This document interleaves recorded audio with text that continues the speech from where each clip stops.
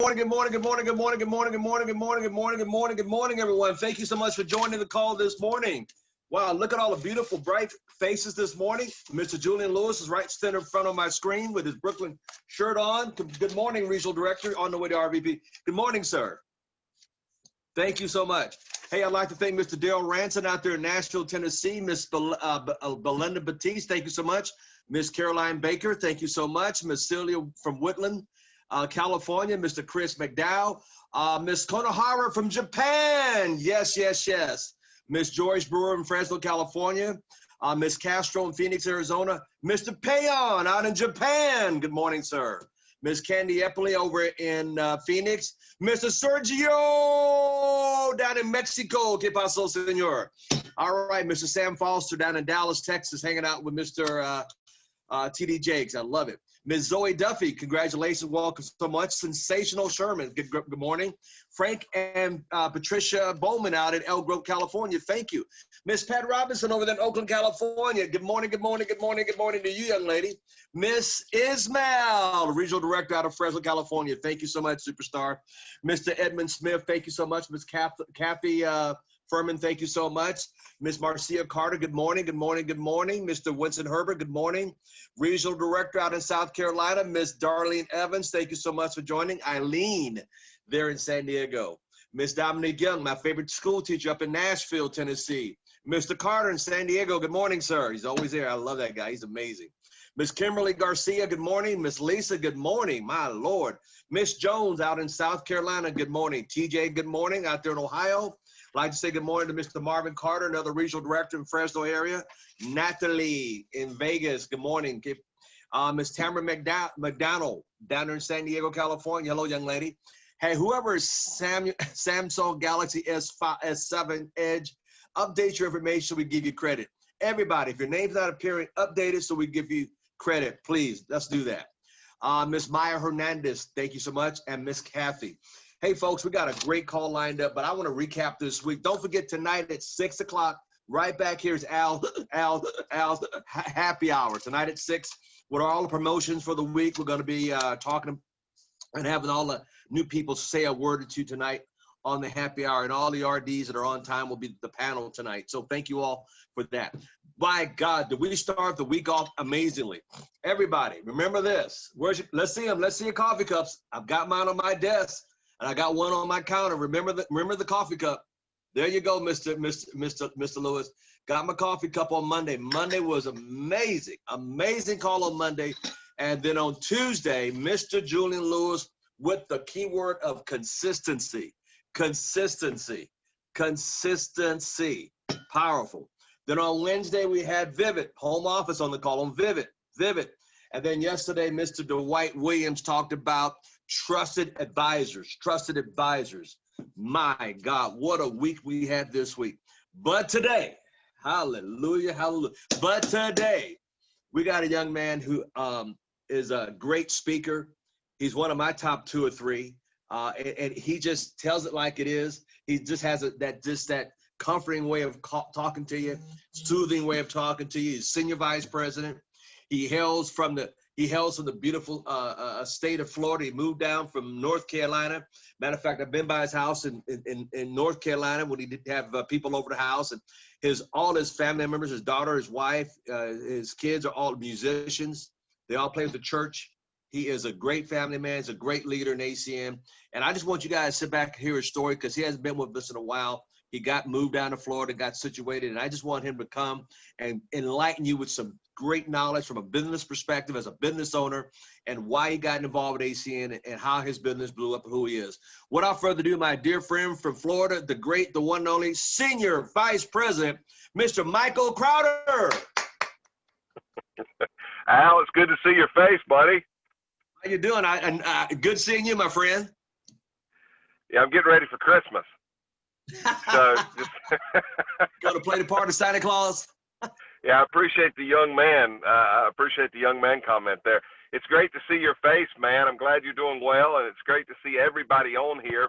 And I'm excited just to take a couple of minutes here and just share my heart with everybody today. And Al, thanks for the opportunity. I just want to say before we jump in that, you know, there are a handful of people that I would do anything in the world for. And I heard T.D. Jakes speaking one time on the difference between a confidant and a constituent, right? And that confidant is somebody you would go to war for. The constituent is someone you think you'd go to war for, and then when what you're for is different than what they're for, that changes. And all of a sudden your heart's broken because you realize your confidant was not a confidant. And I'm telling you, buddy, I just view you as that confidant. I view you as a dear friend. And those of you that are on here that get a chance to work with Mr. Thomas, let me tell you, he goes out of the way and does things no one knows about. I was telling another senior vice president ACN today that without exception, every February 5th on my voicemail, Mr. Al Thomas calls and sings happy birthday to me, and I save them. I still have them, and it means the world. So it's an honor for me to be on here with you guys today, and not going to take a ton of time, but I want to leave you. I want to impact you and leave you with something today as well. First of all, my story real briefly. I started my career young. I'm 46 years old now. My wife and I this week celebrate 30 years since our first date. We started dating, we were 16. We've been married 27 years. And I used to, when we got married, I lived in an apartment and I had a $500 a month apartment bill, and I didn't have a job. I just remember thinking, I don't want to work for anybody as long as I live. So I used to sell baseball cards at the flea market to pay the rent for my new bride and me in our apartment. And I remember just thinking, I'm never working. I'm an entrepreneur. I have ambition. I have the right attitude, but I didn't know what I was going to do. So I ended up starting a little technology company, partnering up with a little larger technology company, and sitting at a desk. Now get this, 19 years old, I'm sitting at a desk surrounded by people who had been doing this for 20 or 30 years. I had no business being in business, and there was a secretary downstairs, or an executive assistant, that when someone called in and wanted to buy a technology product, she would say, I need a contractor line one. And I remember sitting there, and all of a sudden that call came through, and I grabbed it, I picked it up, and I'm 19 years old. My voice is shaking. I'm nervous. And I said, it's Michael. What can I do to help you? And the guy said, my name's Mark, and I work with U.S. Food Service. It's a $1 billion company, and we are down. Our entire systems are shut down because we have a bad cable. And I remember thinking, this is my opportunity. I said, what's a cable? And he started explaining it. I'm writing it down. I left my desk. I ran downstairs to the warehouse guy, Richard, and I said, do we have this cable? He said, yes, it's right here. I got it. I jumped in my wrecked Nissan pickup truck, and I drove across town, and I walk in to U.S. Food Service, and I said, I have a cable for Mark. And they came out, and he was he said, you have saved our life. Now follow me here. He said, you have saved our life. How much do I owe you for the cable? And I said, you don't owe me a dime. I want you to know what it's going to be like to work with me. And he said, you're serious? I said, I'm dead serious. Here's my home phone number. And I left. The next year, they did over $2 million worth of business with me because of a free cable. When I was 21 years old, I made six figures. I became the vice president of sales for this company. By 24, I was president of that company. And I'm not telling you that for ego or anything. I'm telling you that on purpose, for a purpose, in just a second.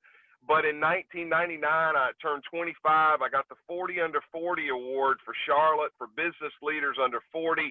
I just turned 25. I was president of this company. We did almost $30 million in revenue that year, and all because of a cable. Now, why do I share that with you? Because the first thing I want you to write down before we talk about ACN at all is nothing matters unless you treat people the right way. I'm going to repeat that. Nothing matters unless you treat people the right way. You see, there's a book by Dale Carnegie called How to Win Friends and Influence People. You know, I hear people talk about Think and Grow Rich and Rich Dad, Poor Dad, and all these great books, 7 Habits, and all these great books. They're all great. But let me tell you, the one outside the Bible that I believe is the most important book you can read is How to Win Friends and Influence People, because everything starts with the way you influence people and being true, having a heart that truly cares. And I'll tell you one more quick story, then I'm going to get into my story real briefly. Is this week I saw on Facebook, I have a young man in my team in Cleveland named Azale Ellis. And Azale is just a phenomenal guy. He's an executive team leader. I love him. He has the greatest attitude. It doesn't matter what's happening in his life. He has the greatest attitude. And last weekend, when he's walking out to his car in the middle of the night to get something, he was robbed, and he was shot 3 times. And I didn't know this. I saw it on Facebook that he had been shot 3 times in the chest, and he was in the hospital. And I'm like, are you kidding me? This is one of the greatest young men you'll ever meet. So I called, got the number to the hospital, and I called him. And I said, man, Azale, I had no idea. And he said, Mr. Crowder, I'm so lucky. That's what he said. He's in the hospital, collapsed lung, 3 times shot, and he is still positive. And I tell you, I'd do anything in the world for that young man because he's going places. And I share that with you because it's how you treat people, number one, but number two, what is your attitude toward your ambition? See, most people go to work under duty. They have a job. They're told what time to come to work. They're told what time they can go to the bathroom, what time they can go to lunch, what time they can get off, when they can take a vacation, and when they can retire. And listen, there's nothing wrong with that. I'll be very careful here. There's nothing wrong with the job, but if you treat the job as a duty versus your ambition, you'll just be average all the days of your life. I mean, know people that are average. I mean, know at your job people that leave at 4:45 and they sneak out the side door. I mean, know people that take a half a day on Friday and don't tell anybody, right? That's called average. That's called duty. They lack ambition. I share that because these are the things I want you to get. Number one, how do you treat people? Number two, what is your attitude toward your day and what you do? And number three, what is your ambition? What do you do what you do for? Hang on a second. Sorry about that, Al. Somebody called me, and I am on my phone, so I just put them to voicemail. All right, so let's talk a little bit about ACM. So what happened for me is I ran through my career. We had a lot of success. We made a bunch of money, but I'm an entrepreneur, and entrepreneurs go through successes as they fail, right? If you haven't experienced failure or trials, you won't appreciate success when it arrives at your doorstep. Right, you have to have experienced some sort of challenge or some sort of I don't want to say oppression, but difficulty and all those things in order to truly understand the power of success when it reaches you. And so in 2009, when the economy turned, it hit my businesses really hard. And when it hit my businesses in 2009, what was interesting was I before was not looking. But all of a sudden, in about 2 months, I started looking. And it was that time that opportunity showed up. My buddy Jim Riggins called me and said, hey, do you look at other ways of making money? And he invited me out to his home for a home meeting. I took a look at ACN, and to me, it made sense. I got started. But I want to share this with you. It was 2009 when the world was melting financially. Right? Can we agree in 2008, which was my best year ever financially, by the end of 2008, I wasn't looking, but by the end of 2009, I was looking. Why? Because everything changed in the economy. And so I got started in ACN. But 2 things that I focused on was caring about my people at the heart level, believing they could be a senior vice president, but working like they were going to quit tomorrow. I'm going to repeat that. Believing they could be a senior vice president, but working like they were going to quit tomorrow. And that was the first thing. The second thing is I wrote down my goals. I knew what I wanted to accomplish. I wasn't going through this process aimlessly figuring it out as I went. No, I set goals. If other people can do it, I can do it. I fast forward to today in 2020 because we're in the middle of a global pandemic, and you have your opinions about that. I have my opinions about that. But the facts are everything shut down. I'm in a mall parking lot where it's over. Right over to my right is Toys R Us, or what used to be Toys R Us. What's in my left is Sears. Both are gone. They tore the Toys R Us building down. And listen to this. They tore the Toys R Us building down to build a gym. Before the gym was built, they went bankrupt because they couldn't open because of COVID. Whether you think that they've gone too far or not far enough, let me tell you something. The world is shifting before our eyes. The people who are in position to succeed with the shift are the ones that will win at the highest level. See, right now, in my opinion, is the greatest opportunity to have an opportunity. Because in 2009, 2010, we were all looking, but you could go anywhere you wanted, any time you wanted. Today, it's 2020. While there's a bunch of people looking, many people have crutches or they're shackled because they won't get on a plane and go somewhere. They won't go to a meeting. They can't go to a local training. We didn't have our international conventions. Those are challenges that are put in position to see what you and I are made of. The struggle is real. Write this down. You've heard it. The struggle is real. This is not pie in the sky. Building a business that creates residual income is not pie in the sky. It's not easy, but nothing you do is easy.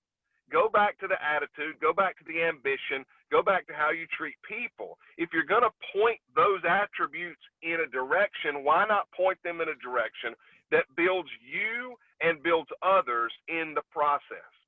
So what I thought I would do is just share with you a couple of the challenges that I had to overcome along the way from the time I signed up in 2009 to the time I hit senior vice president in 2019. Listen, 10 years. It did not take me 10 months. It took me 10 years. So understand, part of that is knowing that you're going to be out of balance in seasons. In seasons of your life in ACN, you're going to be out of balance. We have these short bursts of energy. We call them, 30-day or 60-day or 90-day blitzes. Larry Raskin calls it 8 to faint, right? It's where you work all out massive action to accomplish a goal, and you push through that goal long enough to validate that goal, okay? But understand, that's going to create a balance, a vacuum with your family. It's going to create a vacuum in certain parts of your life. Understand, over time, you need to shift that balance back. See, one thing I want you to understand is don't sacrifice your family.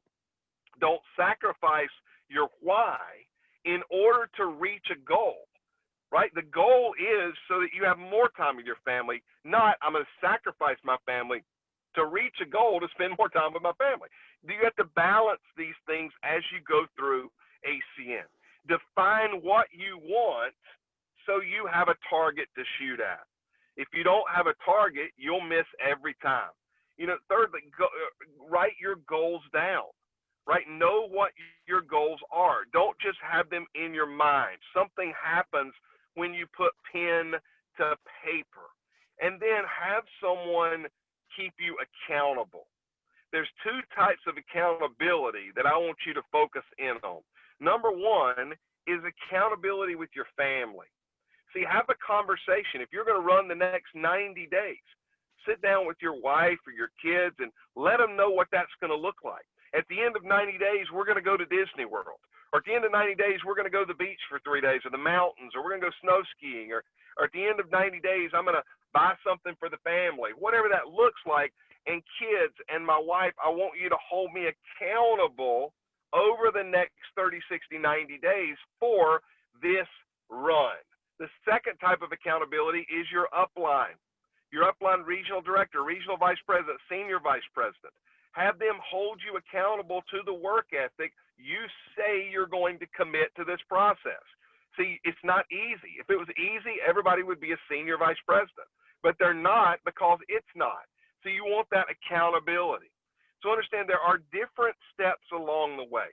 And I know everybody's on this line today. We have ETLs, RDs, RVPs, senior vice presidents. Everybody's journey is different. So write this down in big bold letters.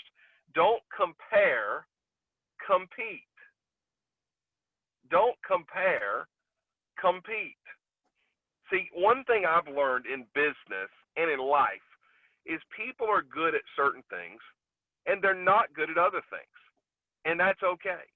Growing up, and I don't think I've ever mentioned this on a call, in school, I was really, really good at math. Like I was really good at math, but I had trouble reading. So when I read, still to this day, I read one word at a time. It's the way my brain works. I read one word at a time. So reading quickly is hard for me to do. But I remember numbers.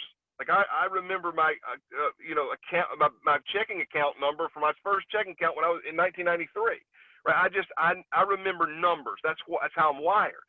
But in school, the teachers would take me out of the calculus class and put me in the reading class to try to teach me more about reading. Understand, that's not the way you focus on strengths. That's trying to build weakness. See, know what you're good at in ACN and exploit it. Focus on it. If you're good at loving on people and you're good at getting customers, then don't worry about being on the IBO production charts right now. Go get 100, 200 points and teach 6 other people to do that. Teach 10 other people to do that. Teach 15 people how to get 200 points, and you're an RVP because you're good at that. If you're good at recruiting and you're good at coaching, recruiting coach, right? Balance yourself with what you're good at, right? And then the next piece of this is, as you go through the ranks, realize that the people who take you to ETL don't take you to regional director. The leaders in your team that take you to RD don't propel you to regional vice president. The people who take you to RVP don't take you to senior vice president. And understand, it's not your job to see them win. It's your job to equip them and coach them. It's their job to win. It's their job to go and take their strength and focus it in on it. And there's 3 last things I want to just mention here, because there's 3 steps that I believe that can help you go all the way in ACN. And I'm going to recap all this and give you a little charge today. First of all, you have to have a list. Without a list, you don't have a starting point. If you start in the Monopoly board, where do you start? You start at Go.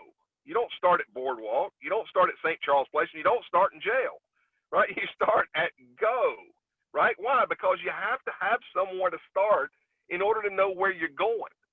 So you start with your list. Your list is constantly growing. It's organic. You're adding to it and building it every single day. Your list is not the 100 names you wrote down when you signed up. Your list is growing constantly every single day. The second thing is exposures, right? You have the foundation of your list. And secondly, you have your exposure, right? How many people are you showing the business to? How many of those people are you converting to customers? How many of those people are you converting to IBOs? And the third piece is the execution, your execution. That means that you know when you're working, how you're working, why you're working, and you're tracking it. You know, I've heard Mr. Greg Provenzano say, count what counts. Count what counts. Meaning what counts? Customers. What counts? Building IBOs, building your team. Count what counts. How many PBRs? How many Zooms? How many guests do you have? Right? How many exposures a week? How many exposures a day? Do you have 100? You like Mr. Jeff Street says, have you taken your chart and put 100 boxes and filled them with people's names that you've exposed to this business model? You know, have you done all those things? These are things you can practically do today. Don't look around and compare. Don't say, man, we're struggling. Or they haven't opened the Walmart back up, or we got to wear a mask. Or listen, no, focus on what you can do. Go back to Azelle, who's laying in a hospital bed in Cleveland right now. Pick up the phone, and I called him, and he said, I'm so lucky. He could have said, man, I'm hurting. Man, I can't believe this happened. Man, I don't know what I'm going to do. And he would have there's nothing wrong with saying any of those things. But he said to me, I'm so lucky. So what is your attitude today? What are you going to do with the information? Right? You can get excited all you want. And I've been very careful today to leave listen, sometimes I get fired up, and I'm fired up. But today it's not about that. You can get fired up and get nothing done. Right? You can get fired up and get nothing done. And I've always said that excitement without action is hype. And we're not into hype. We're into execution. So today, what I would advise you to do is, number one, check your attitude, right? What is your attitude? You know, are you letting the stuff that's going on in the world get on you? Maybe you should cut your social media off. Maybe you should turn off the TV. Maybe you should read your Bible. Maybe you should listen to some music. Maybe you should get out and walk. Maybe anything that's detracting from your attitude that leads to your ambition, you got to shut that up now. Number two, how are you treating people? How are you impacting people? Go out of your way today to impact somebody that can't do anything for you. That's real integrity, is doing things when nobody's watching that don't impact you in a positive way, just because it's the right thing to do. Like, go out of the way and love on somebody, or buy somebody's coffee that's behind you in the Starbucks line. Treat somebody, do something good for somebody. Secondly, is the ambition, the attitude. Third, the goals. What are you doing? Write down where you want to be and how you're going to get there.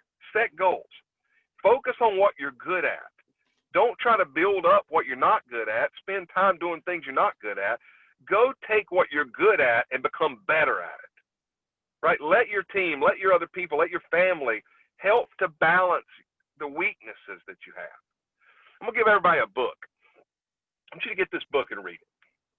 And it's a book that I've read. I first read it in the mid-90s. And it teaches you how to run a business. And can we agree, we all run a business here. This is your own business. And it teaches you how to balance the personalities that you run into on a daily basis. We talk about it in ACN, the urchin, the whale, the shark, the dolphin. But this book is by Michael Gerber. It's called The E-Myth Revisited. E-Myth Revisited. And it'll teach you the mindset of franchising, the mindset of dealing with a balanced business model. And when you read it, look at it from what are you good at? And by surrounding you with the other pieces of the puzzle you're not good at, you'll have a balanced business that grows even faster. And the last thing is, build your list. Expose the business to as many people as you can. And execute efficiently yourself, meaning go out and get 200 points yourself so you can lead the way for other people to win. And Al, I appreciate you, buddy. I appreciate you having me on here. I hope that today that we left people with something that they can sink their teeth into, that doesn't just get them excited, but causes them to actually go out and get something done. So with that said, buddy, I'll turn it back over to you. Thank you for your friendship and your leadership. Hey, my friend, I want to thank you for taking time out of your schedule. I know we had a mix-up whether it's going to be whether it was going to be a Zoom call or a conference call, but yeah, I know you're in your vehicle, so thank you so much. Hey, everybody out there, can we show Mr. Michael Crowder some love? Come on, let's show him some love, everybody. Man, I tell you what, I love it, I love it, I love it. Don't compare, compete. I like it. Make a list out. Hey, Count What You Can Count by Greg Parmesan. How are you impacting people? Man, this is powerful. And not only that, you gave it to people in such a way they hope they take it and run with it, because that's what these calls about, is not only just taking it and doing something with it, folks. Like that little black book said, don't be hearers of it, just be doers of it as well. So, Mr. Crowder, thank you so much, sir. Thank you for taking time out of your busy day out in there's sunny Florida. Look at that weather out there. I love it. Hey, my friend, thank you. God bless. Hello to your wife and the family for me, okay? God bless. Thank you, my friend. Bye-bye. Everybody, tonight, 6 o'clock tonight, right here on Happy Hour, we're going to have all the RDs who are on time to be on our panel. We also got a lot of recognition to give out tonight as far as people got promoted, got customers, and new IBOs. So please be a part of that tonight. And then tomorrow night at 6 o'clock p.m. right back here, I'll be doing a leadership. And then Sunday night, product training will be by Ms. Perla Banal. We'll be teaching